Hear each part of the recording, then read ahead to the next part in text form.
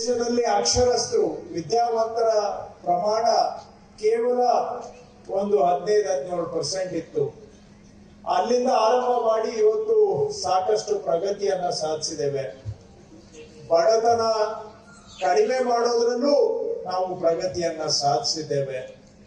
ಆದ್ರೆ ಇವತ್ತು ಅನೇಕ ಸಾಮಾಜಿಕ ಮತ್ತು ಆರ್ಥಿಕ ತೊಂದರೆಗಳು, ಸವಾಲುಗಳನ್ನ ಇವತ್ತಿಗೂ ನಾವು ಎದುರಿಸ್ತಾ ಇದ್ದೇವೆ.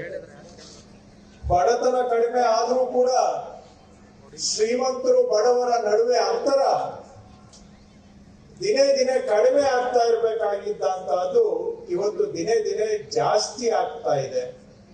ಶ್ರೀಮಂತರು ಮತ್ತಷ್ಟು ಆಗರ್ಭ ಶ್ರೀಮಂತರಾಗ್ತಾ ಇದ್ದಾರೆ, ಕುಬೇರರಾಗ್ತಾ ಇದ್ದಾರೆ.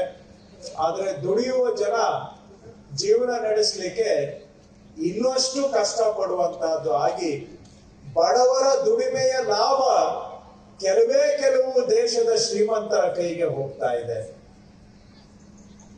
ದುಡಿಯೋದು ಬಹುಸಂಖ್ಯಾತರು, ಆದ್ರೆ ಅದರ ಲಾಭ ಇವತ್ತು ಕೆಲವರಿಗೆ ಸಿಗುವಂತಹದ್ದು. ಇದು ಸಂವಿಧಾನಕ್ಕೆ ಮಾಡತಕ್ಕಂತಹ ಗೌರವ ಅಲ್ಲ, ಸಂವಿಧಾನದ ವಿರುದ್ಧವಾದಂತಹ ನಡೆ. ಸರ್ವರಿಗೂ ಸಮಪಾಲು ಸಮಬಾಳು ಅಂತ ಹೇಳಿದ್ರೆ ಅವರವರ ದುಡಿತಕ್ಕೆ ತಕ್ಕ ಹಾಗೆ ಅವರಿಗೆ ಜೀವನದಲ್ಲಿ ಆರ್ಥಿಕ ಶಕ್ತಿ ಸಿಗಬೇಕು.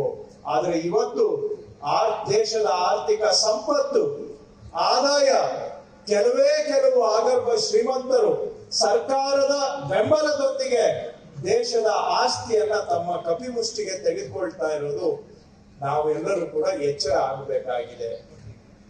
ಸಾಮಾಜಿಕವಾಗಿ ನೋಡಿದ್ರೆ ಅಸ್ಪೃಶ್ಯತೆಯ ವಿರುದ್ಧ ಆರಂಭವಾದಂತಹ ಹೋರಾಟ, ಅದರಲ್ಲೂ ನಾವು ಪ್ರಗತಿಯನ್ನ ಸಾಧಿಸಿದ್ದೇವೆ, ಇಲ್ಲ ಅಂತಲ್ಲ. ಆದ್ರೆ ಇವತ್ತಿಗೂ ಕೂಡ ಸಾಮಾಜಿಕ ಪಿಡುಗುಗಳು ನಮ್ಮ ಸಮಾಜದಿಂದ ಹೊರಗಡೆ ಹೋಗಿಲ್ಲ. ಒಂದು ಕಡೆ ಇವೆಲ್ಲ ಪಿಡುಗುಗಳು ಶತಮಾನಗಳಿಂದ ಬಂದಂತಹವು, ಅವುಗಳ ನಿರ್ಮೂಲನೆ ಸಂಪೂರ್ಣವಾಗಿ ಆಗಿಲ್ಲ ಅನ್ನುವಂತ ನೋವು ಒಂದು ಕಡೆ. ಆದ್ರೆ ಮತ್ತೊಂದು ಕಡೆ ಇವತ್ತು ದೇಶದಲ್ಲಿ ಧರ್ಮ, ಜಾತಿ ಇದರ ಮೇಲೆ ದ್ವೇಷ ದಿನೇ ದಿನೇ ಬೆಳೀತಾ ಇದೆ. ನಮ್ಮ ಸಂವಿಧಾನ ನಮ್ಗೆಲ್ಲರಿಗೂ ಕೂಡಿ ಬಾಳುವ ತತ್ವ ಸಂದೇಶವನ್ನ ಕೊಟ್ಟಿದೆ. ಆದ್ರೆ ಇವತ್ತು ದೇಶದಲ್ಲಿ ದ್ವೇಷ ದಿನೇ ದಿನೇ ಬೆಳೆಯುವಂತಹದ್ದನ್ನ ನಾವು ನೋಡ್ತಾ ಇದ್ದೇವೆ. ಇದರ ಬಗ್ಗೆ ನಾವು ಜಾಗೃತರಾಗಬೇಕಾಗಿದೆ. ಸಂವಿಧಾನ ಪರಿಪಾಲನೆ ಮಾಡಬೇಕು ಅಂತ ಹೇಳಿದ್ರೆ ಎಲ್ಲರನ್ನ ಒಳಗೊಂಡು ಬದುಕುವ ರೀತಿಯನ್ನ ನಾವು ಪ್ರತಿಯೊಬ್ಬರೂ ಕೂಡ ಅನುಸರಿಸಿದ್ರೆ ಮಾತ್ರ ಸಂವಿಧಾನಕ್ಕೆ ಗೌರವ ಕೊಟ್ಟಾಗ ಆಗುತ್ತೆ. ಹಾಗೂ ನಮ್ಮದು ಒಕ್ಕೂಟ ವ್ಯವಸ್ಥೆ ಇಡೀ ಪ್ರಪಂಚಕ್ಕೆ ಮಾದರಿ ಅಂತ ಹೇಳ್ಬಹುದು. ಭಾರತದ ಒಕ್ಕೂಟ ವ್ಯವಸ್ಥೆ, ಇಷ್ಟು ಭಾಷೆಗಳು, ಇಷ್ಟು ಸಂಸ್ಕೃತಿಗಳು, ಇಷ್ಟು ಆಹಾರ ವೈವಿಧ್ಯತೆ, ವೈಚಾರಿಕ ವೈವಿಧ್ಯತೆ, ಧರ್ಮ ವೈವಿಧ್ಯತೆ, ಜಾತಿಗಳ ವೈವಿಧ್ಯತೆ, ಇವೆಲ್ಲವುಗಳ ನಡುವೆ ಒಂದಾಗಿ ನಾವು ಮುಂದೆ ಸಾಗ್ತಾ ಇದ್ದೇವೆ ಅಂತ ಹೇಳಿದ್ರೆ ಇಡೀ ಪ್ರಪಂಚದಲ್ಲಿ ಅದು ಭಾರತ ದೇಶ ಮಾತ್ರ. ಇಷ್ಟೊಂದು ವೈವಿಧ್ಯತೆಯನ್ನ ಇಟ್ಕೊಂಡು ಯಾರು ಕೂಡ ಒಂದು ಒಕ್ಕೂಟವಾಗಿ ಪ್ರಪಂಚದಲ್ಲಿ ಮುಂದೆ ಹೆಜ್ಜೆ ಇಡ್ಲಿಕ್ಕೆ ಪ್ರಜಾಪ್ರಭುತ್ವ ವ್ಯವಸ್ಥೆಯಲ್ಲಿ ಸಾಧ್ಯ ಇಲ್ಲ. ಕಾಪಾಡತಕ್ಕಂತಹ ಕೆಲಸ ನಮ್ಮ ದೇಶದಲ್ಲಿ ಆಗಿದೆ. ಆದ್ರೆ ಇವತ್ತು ವ್ಯವಸ್ಥಿತವಾಗಿ ನಮ್ಮ ಭಾಷೆಯನ್ನ ಹತ್ತಿಕ್ಕತಕ್ಕಂತ ಕೆಲಸ, ದುಸ್ಸಾಹಸಕ್ಕೆ ಮತ್ತೊಮ್ಮೆ ಅಧಿಕಾರ ದುರುಪಯೋಗ ಮಾಡಿಕೊಂಡು ಕೇಂದ್ರ ಸರ್ಕಾರ ಮಾಡ್ತಾ ಇರೋದ್ರ ಬಗ್ಗೆನೂ ನಾವು ಎಚ್ಚೆತ್ತುಕೊಳ್ಬೇಕು. ಅದು ಕೂಡ ಸಂವಿಧಾನಕ್ಕೆ ಮಾಡತಕ್ಕಂತಹ ಗೌರವ ಅಲ್ಲ. ಭಾಷೆ ಸಂಸ್ಕೃತಿಯ ಮೇಲೆ ದಾಳಿ ಆದ್ರೆ ಮತ್ತೊಂದು ಕಡೆ ನಮ್ಮಂತಹ ಪ್ರಗತಿಪರ ರಾಜ್ಯಗಳು ನಮ್ಮ ಆರ್ಥಿಕ ಶಕ್ತಿಯನ್ನ ಕುಂದಿಸುವಂತಹ ವ್ಯವಸ್ಥಿತ ಪ್ರಯತ್ನವನ್ನು ಕೂಡ ಕೇಂದ್ರ ಸರ್ಕಾರ ಮಾಡ್ತಾ ಇದೆ. ಕರ್ನಾಟಕ ಒಂದು ರೀತಿ ದೇಶಕ್ಕೆ ಕೊಡುಗೆಯನ್ನ ಕೊಡ್ತಕ್ಕಂತಹ ಅಕ್ಷಯ ಪಾತ್ರೆ ಕರ್ನಾಟಕ ಅಂತ ಹೇಳ್ಬಹುದು. ನಾವು ಇಲ್ಲಿ ಆಗ್ತಕ್ಕಂತ ಉತ್ಪಾದನೆ, ಇಲ್ಲಿಂದ ಬರ್ತಕ್ಕಂತಹ ಆದಾಯ ಇವತ್ತು 4 ಬಡ ರಾಜ್ಯಗಳಿಗೆ ಸಹಾಯ ಮಾಡ್ತಾ ಇದೆ ಕೇಂದ್ರ ಸರ್ಕಾರ ನಡೀಲಿಕ್ಕೆ ಕರ್ನಾಟಕದ ಆದಾಯ ಬಹಳ ದೊಡ್ಡ ಪಾತ್ರವನ್ನ ವಹಿಸಿದೆ. ಆದ್ರೆ ಕರ್ನಾಟಕಕ್ಕೆ ತನ್ನ ಪಾಲು ಸಿಗಬೇಕಾದಾಗ ನಿರಂತರವಾಗಿ ಕಳೆದ 10 ವರ್ಷದಿಂದ ನಮ್ಗೆ ಅನ್ಯಾಯ ಆಗ್ತಾ ಇದೆ. ಕೇಂದ್ರ ಪುರಸ್ಕೃತ ಯೋಜನೆಗಳಲ್ಲಿ ನಮ್ಗೆ ಅನುದಾನ ಸಿಗ್ತಾ ಇಲ್ಲ. ಕೇಂದ್ರದಿಂದ ಬರಬೇಕಾದಂತಹ ಅನುದಾನಗಳು ನಮ್ಗೆ ಬರ್ತಾ ಇಲ್ಲ.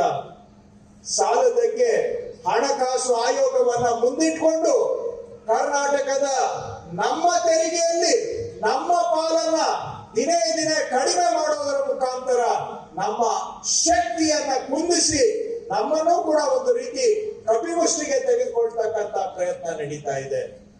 ಹೋದ ಹಣಕಾಸು ಆಯೋಗದವರು ನಮ್ಮ ರಾಜ್ಯದ ಪಾಲು ತೆರಿಗೆಯಲ್ಲಿ ನಮ್ಮ ಪಾಲನ್ನ 23% ಕಡಿತ ಮಾಡಿ ಇವತ್ತು ಕರ್ನಾಟಕವನ್ನ ಆರ್ಥಿಕ ಸಂಕಷ್ಟದ ಕಡೆಗೆ ದೂಡುವಂತಹ ಪ್ರಯತ್ನ ಮಾಡಿದ್ದಾರೆ. ಈಗ ಮತ್ತೊಂದು ಹಣಕಾಸು ಆಯೋಗ ತನ್ನ ವರದಿಯನ್ನ ಕೊಡುವಂತ ಘಟ್ಟಕ್ಕೆ ನಾವು ಬಂದಿದ್ದೇವೆ. ಕಳೆದ ಬಾರಿ ಏನಿತ್ತು ಕನಿಷ್ಠ ಅಷ್ಟಾದರೂ ತೆರಿಗೆಯಲ್ಲಿ ನಮ್ಮ ಪಾಲು ಕೊಡುವಂತ ಕೆಲಸ ಮಾಡಬೇಕು, ಅದಕ್ಕಿಂತ ಹೆಚ್ಚಿಗೆ ನಮ್ಮ ಪಾಲನ್ನ ಕೊಡಬೇಕು. ಯಾಕಂದ್ರೆ ದೇಶಕ್ಕೆ ಆದಾಯ ಕೊಡುಗೆ ಕೊಡ್ತಕ್ಕಂಥದ್ರಲ್ಲಿ ಕರ್ನಾಟಕ ಇಡೀ ದೇಶದಲ್ಲಿ 1ನೇ ಸ್ಥಾನದಲ್ಲಿದೆ. ನಮ್ಮಿಂದ ಎಲ್ಲವನ್ನ ಪಡ್ಕೊಂಡು ನಮಗೆ ಏನು ಇಲ್ಲದಂತೆ ಅನ್ಯಾಯ ಮಾಡುವುದನ್ನ ನಿಲ್ಲಿಸಬೇಕು. ಕೇಂದ್ರದ ತೆರಿಗೆಯಲ್ಲಿ ನಮ್ಮ ಕೊಡುಗೆ ಗುರುತಿಸಬೇಕು. ನಾವು ಕಟ್ಟಿದ ತೆರಿಗೆಯಲ್ಲಿ ನಮ್ಮ ಪಾಲು ನಮಗೆ ಸಿಗಬೇಕು ಅಂದ್ರೆ ಈ ಹಿಂದೆ ನಮಗೆ ಏನ್ ಪಾಲು ಬರ್ತಾ ಇತ್ತು ಅದಕ್ಕಿಂತ ಹೆಚ್ಚಿಗೆ ಕೊಡುವಂತಹದ್ದು.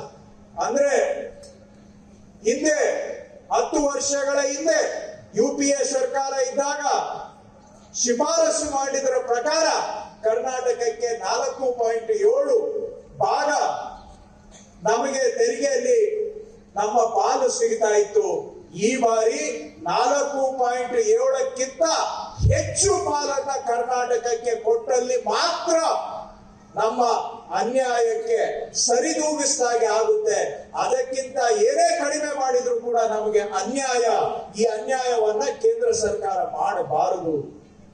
ರಾಜ್ಯಗಳಿಗೆ ಅನ್ಯಾಯ ಮಾಡಿದ್ರೆ ಅದು ದೇಶಕ್ಕೂ ಒಳ್ಳೇದಾಗೋದಿಲ್ಲ.